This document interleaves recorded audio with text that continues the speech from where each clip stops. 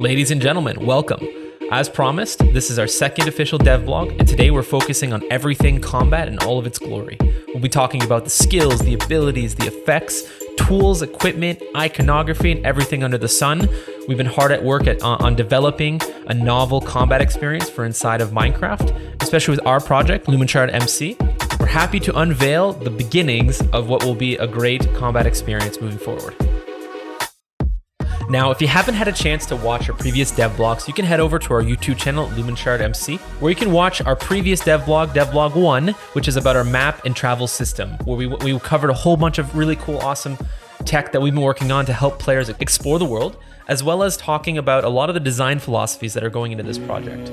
Now, if you're interested, you can also join us on our Discord, where you can stay in touch with the devs, as well as take a look at our Dev BTS channel, where we share behind-the-scenes images and progress updates on all the cool stuff that we're working on here at Your Games. And as well, if you're interested, you can head over to www.lumenshardmc.com, where you can take a look at our public roadmap that we're maintaining on a regular basis, as well as the Lore Forge, where our creative team is sharing awesome content on a regular basis. You can browse our short stories, our archival content on the creatures and characters of Lumenshard, and so much more. Now, let's get into the main video.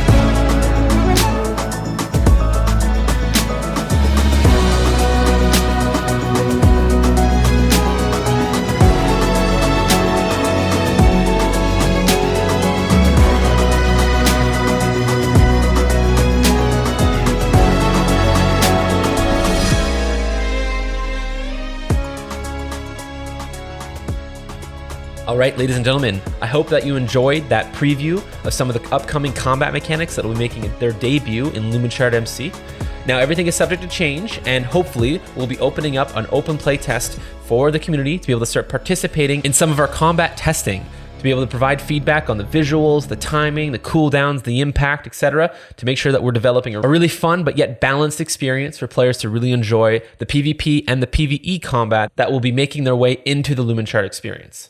Now, up next, I wanted to highlight a few things that I thought would be very interesting to cover here. So, the combat mechanics that you witnessed are taking advantage of the new Minecraft display entities for 1.20 and above, which is allowing us to use some of the resource pack to power some of the visuals that you're seeing in-game. Now, previously we've relied heavily on particles. Now what we're trying to experiment with is using custom animated graphics that can then be moved, stretched, recolored dynamically on the screen to give you a brand new visual flair that is working entirely in vanilla Minecraft. Now, I just wanted to mention, while we're not going to be pursuing the class-based system similar to the previous versions of Athras that was powered by heroes in the broader MMORPG, the Lumenshard experience, that main experience will be relying more on a hybrid model of being able to pick your abilities and class and your character progression through a variety of different trees. In the Hall of Heroes, which is going to be tied very closely to the primary experience, you will be able to select what we're calling heroes. Now, heroes will be essentially the equivalent of classes. They're going to be specialized characters that have a preset set of skills and passives and equipment that resemble their in-lore historical character within the world of Lumenshard. Now, the Hall of Heroes will be a place where you can go and be able to play as one of these heroes in dedicated PvP, PvE, and hybrid experiences that are safe for you to try out new builds and try out new skill sets and stuff like that prior to wanting to invest in them into your primary character progression. So, that being said, let's take a look at the first 3 heroes we'll be introducing to the Hall of Heroes. So, welcome to the Hall of Heroes. This space that we're entering right now is our pre-alpha space. It was subject to change over the course of the next few months as we continue to build out this experience. But players, when you enter this experience for the first time, what you'll be asked to do is select a kit. We'll do that today by running a /kit command. However, in the future, this will be entirely UI based. And I just want to highlight that for a second, what we're planning on doing. So you'll run /kit. And now what you're seeing on screen is our MVP proof of concept UI that we're working on right now. What you'll see is on the left-hand side, you'll be able to select from a variety of different heroes. When you mouse over those heroes, the tooltips will give you some details, similarly to what we have in-game currently. When you select a hero, you will have an entire preview panel that will showcase its various skills, passives, and equipment, as well as give you opportunities to customize and personalize your hero before selecting it to be played in the broader PvP experiences that exist within the Hall of Heroes. Now, returning to the in-game experience, once you've selected your kit, currently you're going to interact with an NPC and be able to be deposited straight into a game. Now, we've been hard at work at developing an experience powered by a custom game mode manager, which allows us to stand up new experiences kind of on the fly. It is an entirely config-powered plugin that allows us to stand up new experiences. So for today, we have TDM set up by default. But in the future, we can do CTF, we can do King of the Hill, we can do Control Point already. All of these games are currently in operation, as well as we're exploring more advanced game modes that we won't be spoiling today.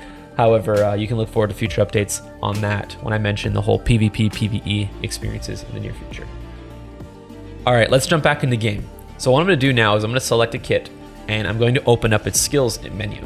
So in this menu, you can see that we have 2 passive skills and 6 active abilities. We've set these up to be very, very hyper-focused to a specific archetype within the game. But as I mouse over these little icons here, we've developed custom iconography for all of our skills and abilities to help with the sort of the visual flair, and as well as the theming on a character-per-character basis. Feel free to sort of pause this video if you'd like to read more about what's on the tooltips, but I'll go through a little bit slowly. But you can see we've got lots of different icons. Each of the abilities are handcrafted by our combat team, and are designed to give all of our characters, essentially all the heroes, a unique combat experience for the in-game. So Damuel is our Chad-like tank character, and I'll switch over now to Renzoro. Renzoro is our daring sort of rogue. He focuses on sort of the fast moving, the get behind the player, and the ranged output. So yes, Lumenshard will have long ranged weapons in the game, and now Minecraft has made its play on banning servers with guns. So we're currently on back to the drawing board right now, what we want to do with that. But we're going to be introducing some more magical weaponry that makes sense. Some wrist mounted crossbows and stuff like that is something we're exploring. Let's take a look at Soli. So Soli is probably one of our most complex characters. While the other characters are kind of fun for the solo players, Soli is our first resonance magic character and is heavily reliant on the cooperation of other players, and it is a support main. Now, you might have seen earlier in this presentation, Soli, or the resonance magic, allows you to link to another player, and what is great with this linking ability is that whenever you fire off one of your abilities, most of them anyway, there's some that are going to be indicated as such, you actually mirror your abilities across yourself and the player you're linked to. So if your tank friend is on the front lines fighting and defending a point, for example, Soli can chill a little bit farther back, and while linked, you can activate your helpful Heim or some of your other offensive abilities to help clear the way or heal your allies from a distance. So it's very powerful, it's very experimental. Think of it as like the TF2 medic, where you have to be linked to your ally at all times and stuff like that. We're really excited to see how this pans out, because if it works, we're experimenting with multi-linking, we're experimenting with linking an ally to an enemy for like lifesteal. We're thinking about a lot of other mechanics that are very dependent on this sort of more tactile, being very specific on who you're targeting kind of effects and stuff like that.